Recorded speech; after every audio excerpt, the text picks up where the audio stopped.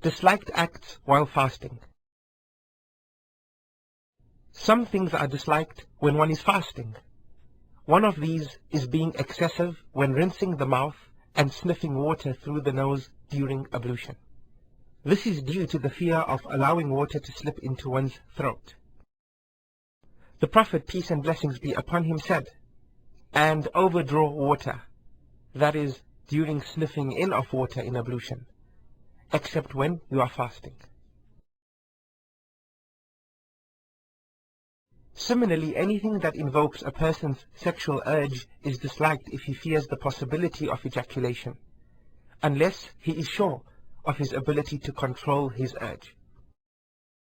Aisha, may Allah be pleased with her, reported, "The Prophet, peace and blessings be upon him, used to hug and kiss his wives while he was fasting.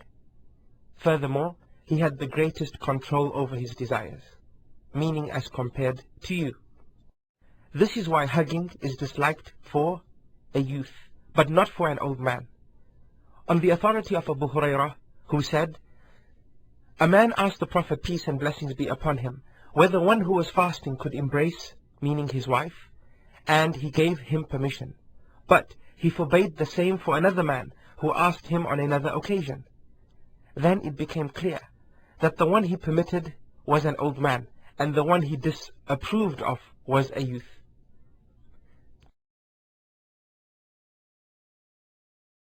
One of the important points which the scholars stated is that workers in bakeries or very tedious and demanding jobs are not exempted from fasting. This is because fasting is mandatory upon them, just like it is for others. Deliberately eating or drinking during the day in Ramadan invalidates one's fast. This is because of Allah saying, "And eat and drink until the white thread, or light, of dawn appears to you distinct from the black, that is, the darkness of night. Then complete the fast till the nightfall." Fasting is invalidated by anything which reaches the throat through the mouth or nose, denoting anything which has the meaning of food and drink, for example, giving nutrients through an intravenous injection. However, if the injection is a curative one, such as penicillin injection, it does not invalidate one's fast. The same is the case for anything which enters the throat through the mouth, like an endoscope or inhalers for asthmatics, etc.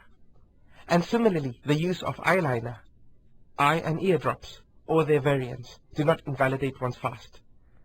This is because there is no evidence that establishes that fasting is invalidated by any of these. Moreover, eyes are not a usual path for food and drinks.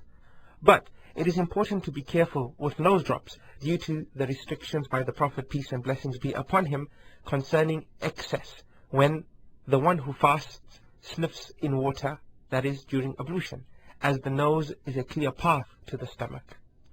If he who is fasting takes or consumes a non-edible item or harmful things such as cigarettes, his fasting is invalidated. This is because it is consumed through the usual path of food, the mouth, and also because it is a variant of eating and drinking. Fasting is not invalidated by things which cannot be prevented.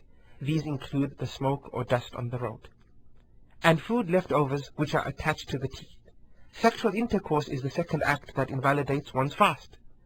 This is because Allah the Exalted says, "It is permissible for you to go into ar-rafath," meaning having sexual intercourse with your wives in the night of fasting.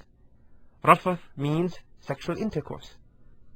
So anyone who had intercourse while he was fasting would have then invalidated his fast, and he is thus required to pay back the day, meaning in which his fasting was invalidated. In addition, he must expiate by setting a slave free. On his inability to do that, he is required to fast 2 consecutive months, and if he is not able to do that, he is required to feed 60 needy people instead. It is also mandatory on the woman to pay expiation accordingly if she lures her husband or she responds willingly to his urge. However, if she was forced, her fast becomes invalidated. But she will only have to pay back that day in which her fasting was invalidated without any expiation. It is permissible for the sick to break their fast in Ramadan, if the sickness would become worse if the sick person were to fast. Allah Almighty says, "But if any of you is ill or on a journey, the same number of days should be made up from other days."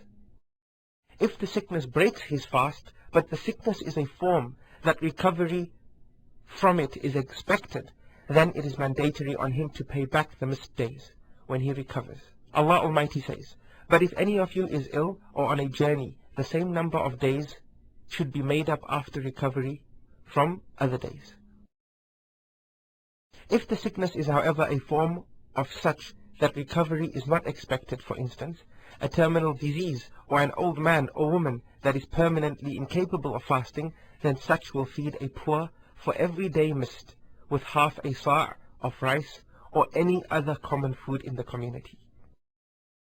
It is permissible for a traveler in the month of Ramadan to break his fast, and it is compulsory on him to pay back the missed days.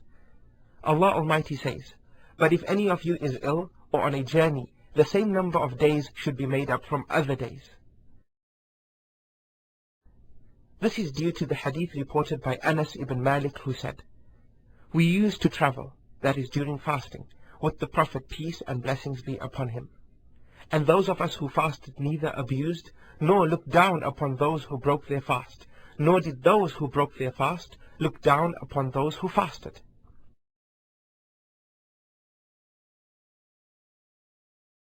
The same distance that permits al-qasr, that is the reduction of number of prostrations in the prayer, or salah, also permits the breaking of fast, provided it is known as traveling according to the customs of the people, and it is a permissible form of traveling.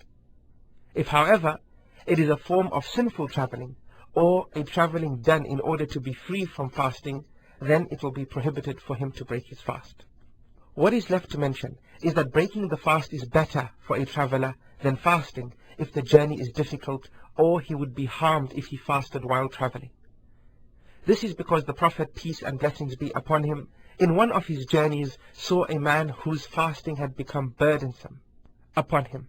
That is, he had been severely weakened due to the severe heat, and as such people had gathered around him.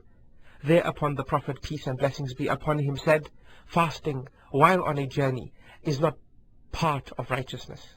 Similarly, a pregnant or breastfeeding woman who fears there would be a burden on herself if she fasted may break her fast, and she must pay back just like the sick. The Prophet, peace and blessings be upon him, said, "Allah Almighty has relieved the traveler of fasting and some parts of salah, meaning the daily prayers, and he has relieved the pregnant and the breastfeeding female of fasting." However, if she fears the burden on only her child or fetus, then she must pay the missed fast back and feed one poor person for every missed day.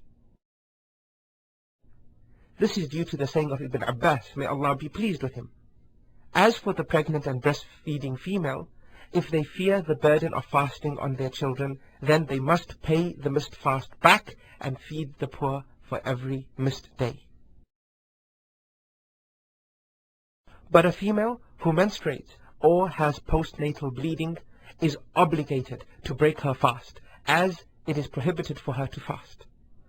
If, however, she does fast, it will not be valid, and she will still have to pay back the equivalent fasts for the period she missed.